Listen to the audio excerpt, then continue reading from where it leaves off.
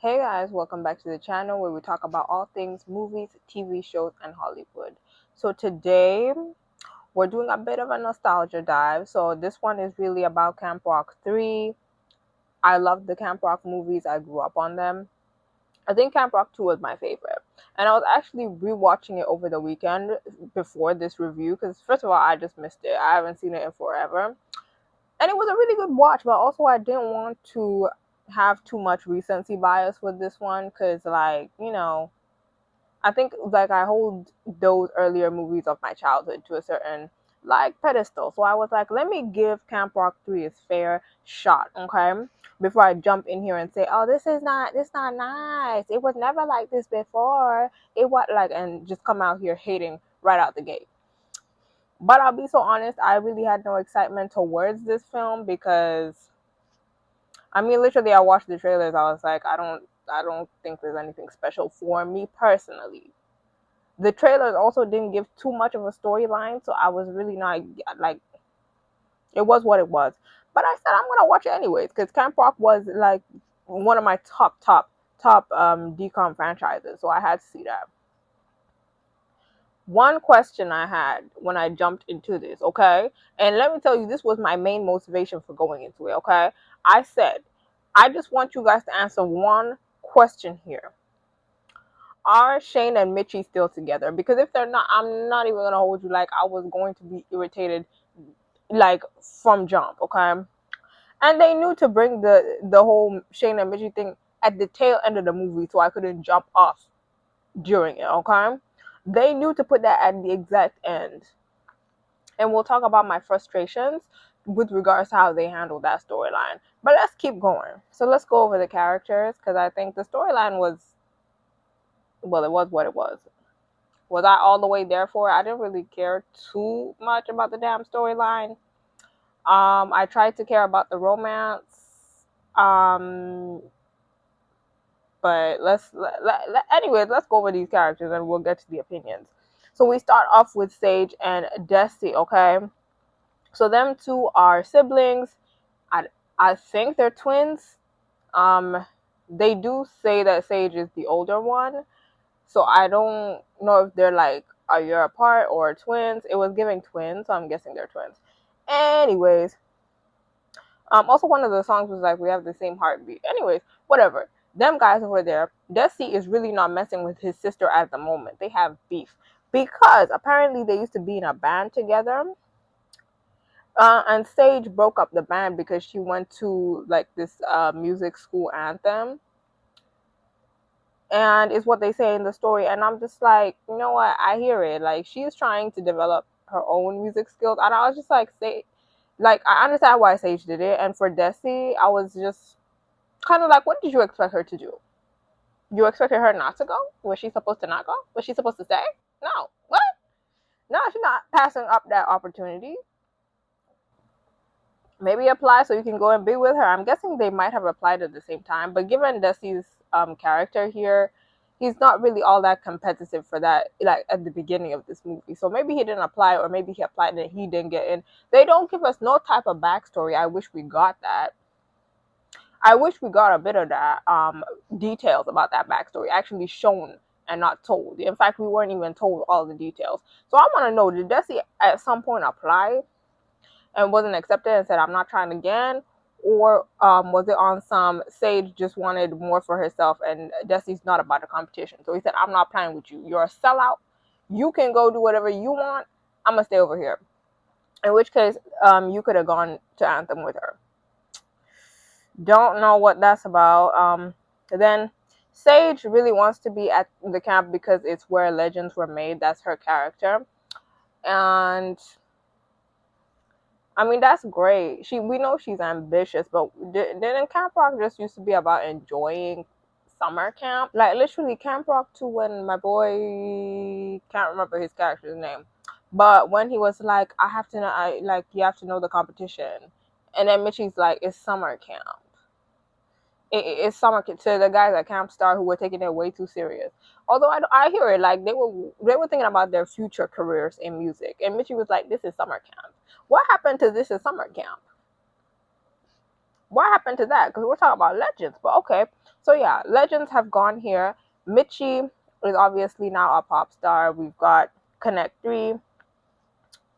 So that's a little bit of introduction to their characters. Then Desi, he prefers to jam. He prefers to enjoy the music, and like I said, competition is really not for him in this movie. And we see his character develop a bit more to become more like Sage, and Sage becomes more like him in certain ways as well. So Sage is also bunkmates with Rosie. But why does Rosie come in and is like, okay, can I get the bottom bunk because I need to check on my cello at night?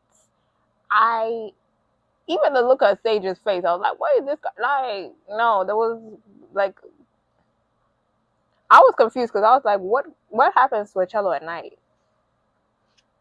Cello players, what's going on? Because can you guys vouch for this? Do you need to repeatedly check on the instrument at night?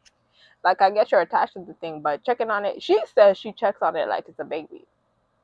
Rosie, what? But anyway, she cute. She's okay. Then we have the Jonas Brothers, Connect 3. Um, they're back and messier than ever. Yeah, and their storyline pretty much mirrors their lives. The movie really isn't about them for real. So like they're there, not all that. So we can see that Jason is now a dad, and Nate has an acting career going on alongside the music, and Shane is still Shane Gray for crying out loud. So he's doing that, and they broke up like the guys in real life, and now they're doing a reconnected tour. That's what it's called. And they're bickering even more than the OG movies. I was like, did you guys used to argue like this in the like they were always siblings, like they were always just bickering, but never to this extent. I don't remember this. So I was just like, they were going at each other's throats. I was like, I thought as you grew up, it would be less of that, not more. But things happen. So the opening act quit, and we find out this from a Lark. So we're introduced to Lark, who is literally me every single day, overworked, over caffeinated, overthinking everything, over the extra. You know what I'm saying? So we're introduced to her, and she's talking about you guys need to find a new opening act, is what's going on. So Shane is like, you know what? We know just the place to go. And then we find out that that's going to be the goal of the summer. So forget about enjoying summer camp and chilling, guys. Scratch that immediately. We're going there to, you're going to compete this summer. You're going to compete for a spot on the tour. Then we are reintroduced to Connie. So Mitchie's mom is actually the camp director now. And I was like, that's an interesting move. I love that for her because like in Camp Rock 2, we saw kind of her getting more into helping Brown run the camp, especially when there was that whole chaos, when they were understaffed. Everyone had to kind of take on roles that they were not hired for per se. So she was really helping out over there. So I was like, this seemed like a natural progression for her, I guess. And this like her part-time job. Like during the summer, I'm guessing she takes a break from the catering. Maybe Mitchie has retired her by now. Anyway, she's camp director. So I love that, but I was hoping to see Brown Casario though. Where's the old man? Why he not here? I kind of wanted to see him again. Like, is there a reason did he not agree to be in this movie? Because I was like, we could have had Brown and Connie together running this camp. I would not have been opposed to that. But anyways, more on the characters. We have Fletch. Fletch arrives in a police car. I even saw this in the music video because it came out before the movie. Unbeat away and something. So he arrives in the police car in the middle of this video in front of the whole camp. So everyone's thinking like he came from juvie or something. Like he's a danger. Like he's a bad boy. Is what's going on? Okay, the people are scared. And that ends up not being the case, as we find out later. It's because his mom died, and his cousin is now trying to help him figure out where he's gonna go, trying to support him. I don't know, he doesn't know where he's going. I guess the cousin, I don't know if he's going to family, foster care. He also doesn't know, so he's trying to figure out where he's gonna go. But his cousin called in for him to be here at summer camp, so that's what he's doing. And that's tragic. So he's actually not a juvenile delinquent, as we find out, which is okay. He ends up being a sweetheart, you know. So then we have Cliff as well. So Cliff is a character I really could relate to, because people have always told him pretty much growing up that he's too much, he does too much, he's like overly extra. And I grew up like I was a weird kid growing up, so I was like, I got a bit emotional when he was opening up in the bus scene. Okay, I said, okay, Cliff, like he's definitely a character that I'm sure a lot of kids will see themselves as. Like, I think that's why I always liked Camp Rock, because it was basically a camp for theater kids. And if you were a theater kid in high school, you know that was never cool. That was never the thing to be. You know what I'm saying? Then we have Sage, of course. Last but not least, there's plenty of other characters. I'm talking about the ones that had the main storylines, because you know I'm just saying, like, Camp Rock. I think I'm not even gonna criticize them for focusing on some characters, because Camp Rock always did that. Like, I think Camp Rock 1, we focus on a very special set of characters. We didn't do everyone. So even this one, these are the main guys we're focusing on. So Sage was very ambitious, which we love, but she was a bit annoying with the whole constant, I need to win this competition. How many times, I was like, how many times in this movie are you going to say, I have to win, I have to win, I have to go on tour, final jam, I have to win, I'm gonna win, I need the spotlight. I was like, girl, and I know that's part of the arc, but she was getting on my nerves. I was like, we have heard you, we've actually heard you, okay, you're good, we've understood, okay. Yeah. Once again, in the words of Mitchie, this is summer camp. So with the storylines, I have a few opinions about these ones, okay? So let's see. Okay. I have a long page of notes about this one. Let's start with the songwriting workshop. So with Calvin Rose, first of all, when Connie said, oh, this is one of my favorite Camp Rock alums, the way I was expecting someone from the OG Camp Rock to pop out in the shadows. And then they brought someone I have never seen in these movies, in Camp Rock specifically, because I was hoping it was gonna be. I didn't think it was gonna be Mitchie. It wasn't gonna be Connect 3, but I was thinking it was gonna be Margaret, Caitlin. You know, them OG people. You know what I'm saying, from the film, and then it wasn't. Even Camp Rock 2, I would have taken them. They did not bring anyone that we've seen before. But anyways, seeing Milo from Zombies here, I was just like, you know what? And also Malachi and Liamani, I was like, it took me back to the good old days. You know, when Disney used to put their stars in everything under the sun. You know, you remember the good old days when you'd watch like Descendants and you'd be like, isn't that Dolph Cameron from Liv and Maddie? Stuff like that. I was like, this is what we want to see. When I would watch Sonny with a Chance, I'm like, isn't that Mitchie? Isn't that Demi from Camp Rock? I like the corporate synergy here. Let's have more of this, okay? Familiar faces. We like it. Like, okay, let's get used to these actors, because I feel like I've gone a while without, thinking, let me find out what this actor is up to. I want to see them in other stuff on Disney. But this is nice. So he comes in playing Calvin Rhodes, apparently one of the most streamed people somewhere in this Camp Rock universe. Still disappointed it wasn't no Margaret or Caitlin or someone, but you know what? It's cool. So then we have this love at first sight thing with Sage and Fletch. I don't know how to feel about this, because the way they literally made eye contact when he bumped into her, and instantly and immediately they liked each other, like immediately. And then at this songwriting, they hadn't had any other conversations that we have been shown on screen. And then Fletch is now getting really vulnerable, talking about, oh, look at how she crinkles her nose when she was this smile or something, and then talking about all this stuff that you would only notice about her if you were interested in her.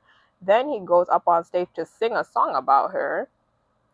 because apparently the lyrics just came to him while he was talking to her. So I'm just like, so what's going on? Because these two have not had much interaction in this film. I feel like with Mitchie and Shane, it moved much, like they got to know each other first. First of all, they didn't even like when I tell you they didn't like each other. Mitchie was not a fan of his big head. Okay, I'm Shane Gray for crying out loud. She was not here for that.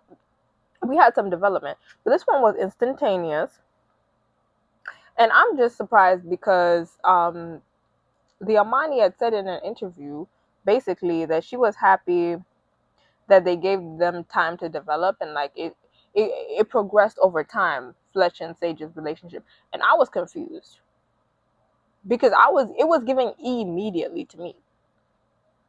And I was like, where did all this come from? Literally, they locked eyes, didn't talk, locked eyes again for this songwriting thing. He came up with the lyrics, went on stage to sing it. By the way, he's singing all this, and it was giving a romantic gesture because, first of all, this is not the question Calvin Rhodes asked you was, what can interview this person? What do you remember about them? He didn't say nothing about going on stage to sing a song. You volunteered that, so it's giving gesture, and I'm like, you people really don't know each other like that, high key, or if you do, we have not been shown it. So what's going on? So I was like, time to progress where? It was it was instant. It was like this, you understand? After he performs the song for her, later she's telling my good sis, what's this girl's name? Callie. We'll talk about her later, but she's telling Callie that she might be in love with him. And I'm like, in love with him is crazy. Is crazy. Where is the development? I'm like, we're moving too fast. Like, damn. I was just, guys, I was in disbelief. She was like, I'm in love with him. I said, wait. Disney, show, don't tell. Where did this development come from?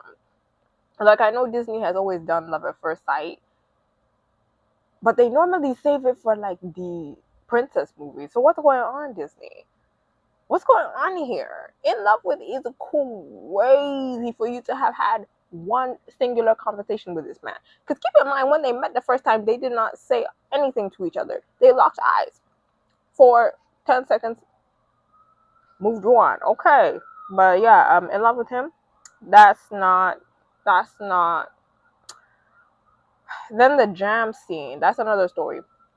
Is it a storyline? Well, it was a cute little scene. I'm going to talk about it anyways because I love this scene. Okay. So Fletch and Desi. So I really like this. When Fletch was just watching and listening to Desi playing his thing, he joins in. It was music to my ears, quite literally. I was like, this is what camp rock is about. So I love that scene. This is why I'm not here to hate completely on this movie because, like, there were some things I liked and some things that didn't make sense. And we'll get to the thing that didn't make sense. But I definitely loved that moment right there. I was like, this is what music, and even Desi was like, this is why I love music. I was like, this is what we want. This is a summer camp. Thank you. Okay. And I'm going to keep saying it throughout this movie, okay, until Sage cools down. This is summer camp, okay? So then the tour bus storyline as well. I feel like it was creative. It was definitely something we haven't seen. But I was just like, you're going to send them on this tour bus and lock them all up there. They can't get off. Where are the jackets? The people couldn't go to get jackets. They couldn't go to get toothpaste. It didn't look like they had food in there. Well, they couldn't get snacks first. Did you bring them food, Lark? Because it gave you didn't bring them food. And then when they went to sleep and woke up the next morning, we saw that they didn't have blankets in there either. And I know it's summertime, but no blankets. Like, maybe it's just me. I'm the type of person, even when it's like scorching hot, I'm not sleeping without no damn blanket. So I was like, not even blankets is diabolical. No toothpaste. No nothing. No pajamas. Ew. Okay. So and I was just like, what's the point of this? Because that's not what an actual tour bus is like, right? Right? Like, you have all those things, like they're accessible to you, right? Hygiene and your well-being, right? Right? I hope so, because that was crazy. I felt that scene. I was like, this is giving torture. This is giving punishment. What did they do? Like, I know it was right after the scene with Madison, but Madison and her squad were mainly the ones punished for that. So why you guys do all this to these people? Anyways, the phone rule, okay? This is a big storyline that I didn't get. I have so much to say about it, okay? Let's start with, first of all, who doesn't get kicked out based on having a phone? Like, I definitely think the phone rule made sense because I think it's a good thing for people to connect in that way. Because otherwise, people are going to spend the entire summer on their phones, high key. Because that's what I would have done had I had my phone, okay? But here's the thing, right? I'm just a bit confused because we see kids leaving before the dance challenge talking about they well not leaving, we hear that they get kicked out and it was because they had stowed away phones or something. So they got kicked out. Now when Fletch was basically accused of leaking the video and was exposed for keeping his phone, he got to remain in the competition and I was just a bit confused because my thing is who exactly is getting kicked out and who's not. Because with Fletch, I could say, okay, the reason he had his phone was so his cousin could call him to let him know where he's going. So they probably heard him out and was like, and once they figured out it wasn't him who leaked it, they were like, it's cool. That made sense. But then with Madison, when they found out that it was Madison who actually leaked it, why was she not kicked out of camp along with her two friends? They were still there during the final jam. Now, was it that it was just too close to the final jam? They were like, there's one day left in camp or something. Let's just let them go and keep going and then send them home with the rest of these kids. Like, there's no point in calling their parents, having them pick them up now type of thing. But, like, I would have loved some explanation as to why Madison and the friends were not kicked out. Another thing is, so, like, for the entire summer, they don't get their phones. Like, that's a long time to go without calling family. Like, are there designated times to call their families on weekends or something? Like, people don't talk to their parents. Have you seen the kids at Camp Rock? Who are these little ones going, we walk the walk, we talk the talk, we're the kids of Camp Rock? Those young people don't get to call their parents either.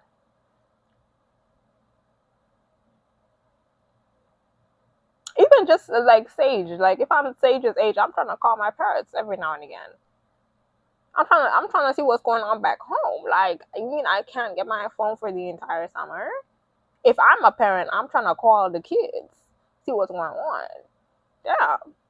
So then I feel like also they moved on from that whole snitching, Sage snitching on Fletch thing way too quickly, is what I feel like. Because literally, she comes here to apologize, and he's even waiting for her to get over the apology because he's not. He like this is old news in his mind, and I'm just like, first of all, this happened 2 seconds ago. It was literally like a scene before. Not they come out of that. She talks to Desi, and then boom, Fletch is over it, and I'm just like, first of all, you're not upset. Like, cause Sage knew the reason he had his phone. There was no reason for her to go snitching like that. Like, I get it. She was worried about the competition, but worry about Fletch. And also, we knew, like basically, she was trying to apologize because she knew that she was dead wrong. Desi knew she was dead wrong. But we moved on immediately because Madison apparently got exposed. Okay, she got exposed. Doesn't change the fact that she snitched on your ass, but okay. Moving on. In general, I just feel like Sage and Fletch's story, I don't get, like, they had moments like when they were sitting on top of the bus or whatever, I guess, and when they were sitting by the lake. Still, I feel like we moved a bit too quickly with whatever was going on with them. And I'm just thinking maybe I haven't seen or looked into the original Camp Rock 1 in a long time. But I feel like Shane and Mitchie had more organic, if I can say, romance than this, but whatever. So then, throughout this movie, let's talk a bit about the music as we're heading into Final Jam. They did a lot of the OG songs.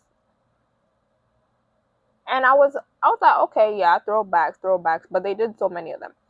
I feel like I almost was hearing more of the OG songs than I was these newer ones up until Final Jam. And that was fine, but the newer ones didn't capture me up until the final performances. But like it was the same thing with the original for me. I feel like with Camp Rock 1, I wasn't crazy about like because I'm too cool, because I'm too cool to. No, I wasn't crazy about it. I wasn't. But you know what I loved from Camp Rock 1? Who's got what it takes to. And I heard it was supposed to be a song in this movie, and they cut it with Callie. Disney, come and explain yourselves, because we could have done that. If we were doing OG songs, why we not do that one? Because I feel like Callie, I saw the video that she posted on her channel. It looked so good.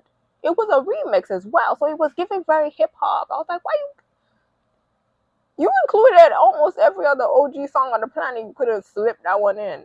And I feel like they, like Callie as a character, she really, yeah, we'll talk more about her, but they did my girl so dirty.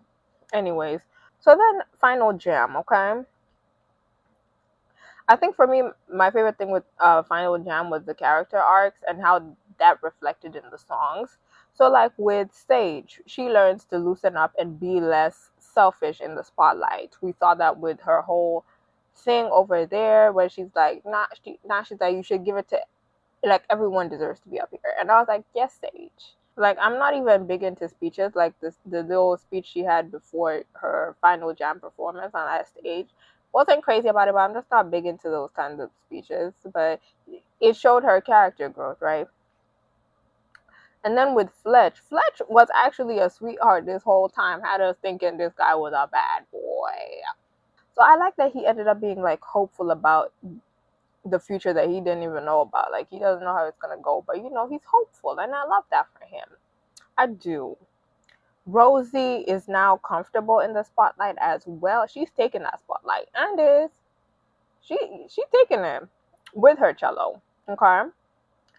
Now with Cliff, by the end of it, he's found people that get him, which I'm really happy for as well. Like I said, the Cliff character, I feel it. Okay, I hear it and I see it. Then with Desi, he's now more ambitious, and he's like, he actually wants to compete here, because at first we weren't sure about, like, do you actually want to compete? But he was like back and forth about it. But he actually brought the show on by Final Jam, okay? And Sage is also more chill. So I think they both were able to learn a bit from each other. And then the Jonas Brothers are still just them. Connect 3, like, the movie isn't about them. So they were there, I guess. They had their moments. So it's cool. And then with Callie,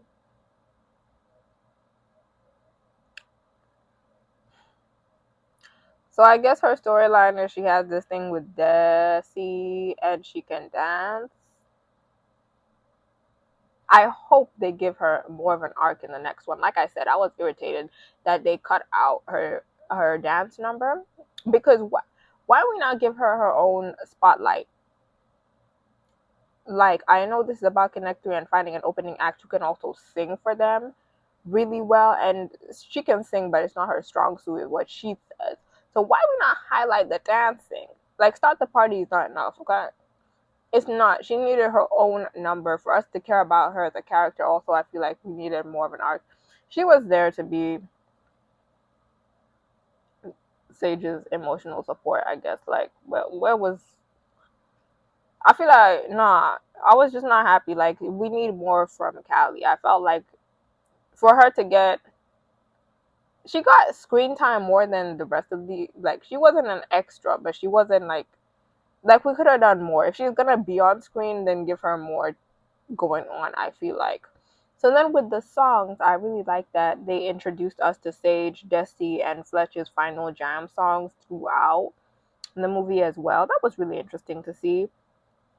Like, because I had to watch this movie twice. I'm not gonna lie. The first time I watched it, I don't know what I was doing. I think I was taken over by the nostalgia, so I didn't even have that many notes. I rewatched it and I was like, oh, they actually set up this. They set up the songs before, even like in Echo on the bus when Fletch once again comes up with "We walk the walk, we talk the talk, we the kids of Camp Rock." The first time I watched this movie, I did not know where he got that from. I was like, what are you chanting for? Then I watched it back and I watched the scene with the kids and I was like, oh, okay. So now I could hear it, like with Desi's song, Get Ready, Get, I could hear it. I could hear it with the jam session and with Sage when she was singing at the dock. And then with Fletch, he obviously did his Maybe Tomorrow. And I liked it as a finished product. I did. I wasn't big into it when he did it at where Calvin Rhodes, the songwriting workshop. But I liked it at the end. I did. So I was kind of liking that. Okay, we got a little taste. We saw the development of the songs. That's always nice. So then I'm not gonna lie. If it were me, if I was Connect 3, I would have also had a difficult time picking just one act. And I liked that they did that. All the acts were really good. So she's really good. Like she's really good. You know what I'm saying? It's what I was basically doing the whole final jam because I was like, okay, everyone brought something different, and it actually took me back to the first movie because I also went back and forth because Mitchie's one was good, Margaret's one was good, she won. Hasta la vista, guys. Highly underrated, highly underrated song from that first movie. Okay. However, I was like, why does everyone have to do a music and dance number? Do all this extra stuff, have backup singers, backup dancers, and whatever they came up with, all this extra production, and then Fletch gets to come out here with jeans, a chair, and a guitar. He doesn't even have to dance. And I thought they said Connect 3 needed a triple threat, and I know they've been having challenges throughout like the movie, so we all know Fletch can dance. And Malachi Barton can dance really well on top of that, is what took me out. But I don't know. I was just like, you guys said Connect 3 needs something extra special. They need that extra flair, extra spice, extra seasoning, extra pizzazz. And he just coming out here doing sitting in a chair. Okay. But it definitely gave, even the song, for some reason, the first time I watched it, it gave a bit of Shawn Mendes to me. And I can't, maybe it's the guitar. Now, with me, even though it was really hard to choose just one performance to go on tour, for me, I wasn't crazy about Work in Progress. I'm not even gonna hold you. Like, I liked every other performance except Work in Progress. Even Fletch sitting in his damn chair. Work in Progress, and I felt so guilty about it. I was like, I think I'm supposed to love this song, but I wasn't crazy about it. Would I have picked Sage to win had she not given that speech? Probably not. And probably not. Okay? Sorry. Now let's talk about the villains of this whole movie, right? To me, the villains were shallow, and you had 3 of them. I feel like Tess from movie 1 had more character than all 3 of these people combined. Okay, but they had better vocals. I'm never gonna get over. I'm too cool, too cool. Like the auto. I don't know if they used Autotune or something, but something about listening to Too Cool just always gets me. But they had no character arcs. They were just. Do we know why they're villains? Because they were mean even before they got eliminated. So I was like, you guys, okay, they dance, they're influencer types, and that's all we know about them. Where is the depth? I did not care about these villains one little bit, okay?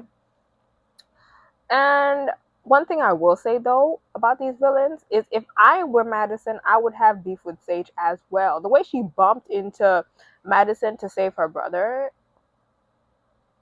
I would have been like, nah, girl.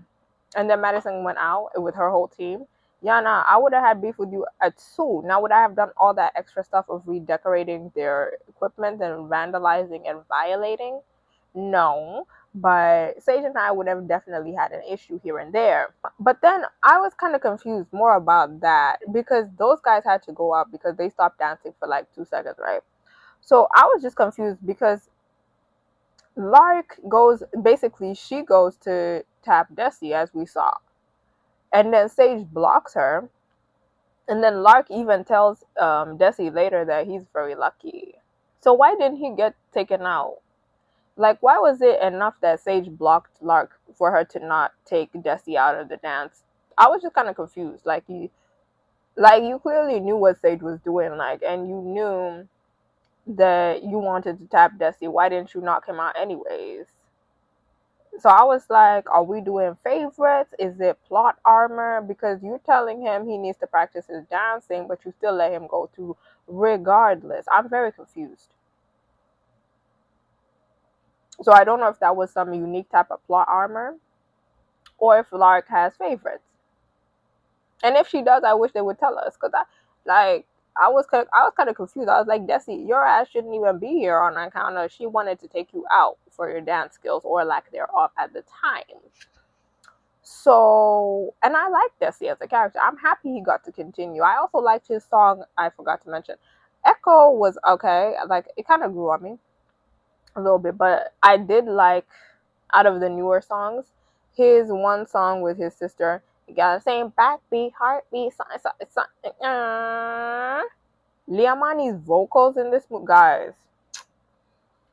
One thing I'll give Disney, they know how to cast a lead because Liamani can sing. And another thing, Lark was insisting that whoever opens for Connect 3 has to be a triple threat and has to be able to dance. And then Callie also tells Desi that you have to be able to dance to open for them. And I'm just like, guys, first of all, Connect 3 dancing. I don't remember them dancing in the first two movies. All I remember is my boy Joe Jonas leading a hip hop class. And we're never gonna forget that scene. Because that was crazy. Grab a mic and a hat. I thought he was about to cook when he came in on some grab a mic and a hat. Follow along if you can or something. And we will never forget that scene.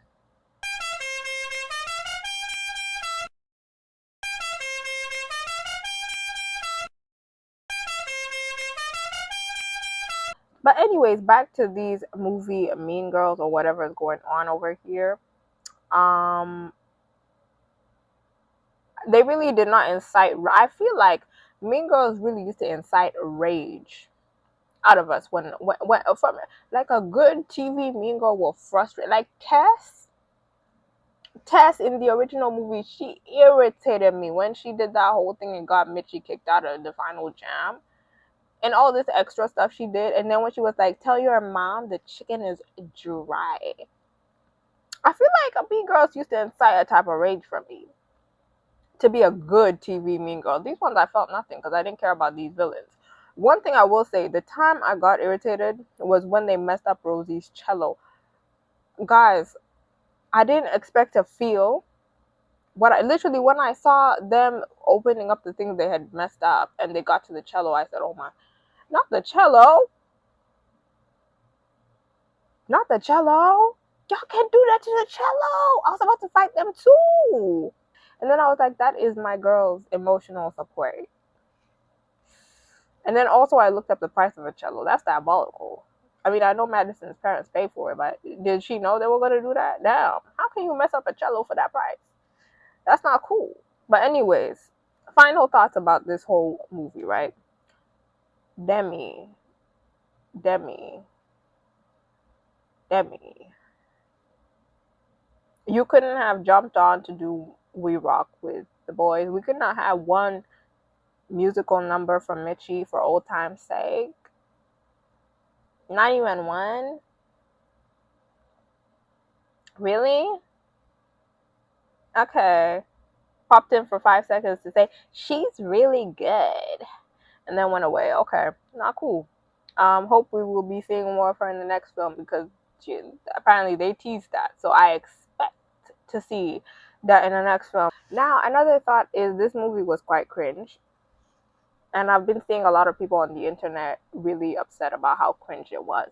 And this is why I'm glad I rewatched Camp Rock 2 as well, because it came back to my memory. Camp Rock movies have always been a little cringe. Don't forget, these are the same movies that gave us Camp Rock 2, 2, 2, 2, 2, 2, 2, Camp Rock 2, 2, 2, 2, 2, 2, Camp Rock, da, da, da, da, da, da, Camp Rock, whoo. You understand what I'm saying? So I just feel like it was always cringe. And as a former theater kid, I can also say that's just how it goes. This is a camp for theater kids, pretty much, essentially, and musicians, essentially. So why we expected it not to be cringe, I don't know. It's campy because it's camp. Like, it's what it is. So then Sage and Fletch, they had some moments where I was like, "Aww." They had some moments I was like, "That's cute, though," but they were rushed. And I knew people, like some people, were not gonna be crazy about this whole romance from jump, because the internet has been lighting Malachi Barton's ass up. They have been non-stop, okay? So I wasn't even sure how people were going to react to this, but I'm looking at it from the perspective of the two characters. The two characters it was rushed. It was. I was not crazy about it. I was not crazy about it. Okay? And you guys did all of this to give us this new romance that doesn't even make sense, and you broke up potentially Shane and Mitchie. And I'm not even gonna lie, literally, this is the one thing I cared about in this movie. They bring it at the end, but I will say, Mitchie and Shane hugged, and she did not hug the other two boys. So maybe it might be that they are potentially still together. But then also at the same time, I've seen this interaction in real life. Whenever I watch something with, like, a reunion with the Jonas Brothers and Demi, like, this is how it always is. Like, Joe gets the, like, I guess, the bigger hug from what I've observed. So it's just like them being exes in real life. So they didn't explicitly say whether these guys are together, but there was no indication that they are. It wasn't giving romantic. It was definitely giving exes vibes. And if they did indeed break these two up, I will never forgive Disney for it. I will never stop complaining about this, okay? Because how could you? I don't care that they were a high school relationship, and I don't care that they only saw each other during the summertime. I really don't. Those people, they needed to be married. They needed to be married, happily living together with two dogs in a big ass house and going on tour together. So what exactly this is, I have no clue. And I don't like it. So you better put them together, please. Please. They didn't explicitly say, oh, they're broken up. But it's given that. It was given, the body language was given, these people are not together. And I hate that for me. I'll never forgive you, Disney, for this one. So then also the camera quality with this one, yeah? I expected it to be better. Camp Rock 1, I love it, but it looks like it was shot with some blurry ass flip phone camera sometimes. And then the Autotune, guys. The Autotune got on my absolute nerves. I can't stand Autotune. Like, it irritates me when I can so obviously hear it. I'm not a fan, okay? And they used it so much in this movie. I was irritated. Now, overall for this movie, would I watch it as a standalone without any nostalgia? Probably not. So yeah, I was just like, I don't know if I would watch this outside of it being Camp Rock. Like, I'm only here because it's Camp Rock, and I'm only here because Mitchie and the brothers are back. Let's even be so clear, okay? That's what brought me here. And Liamani's vocals might just keep me here, but the storyline is really not making all that much sense to me the whole time.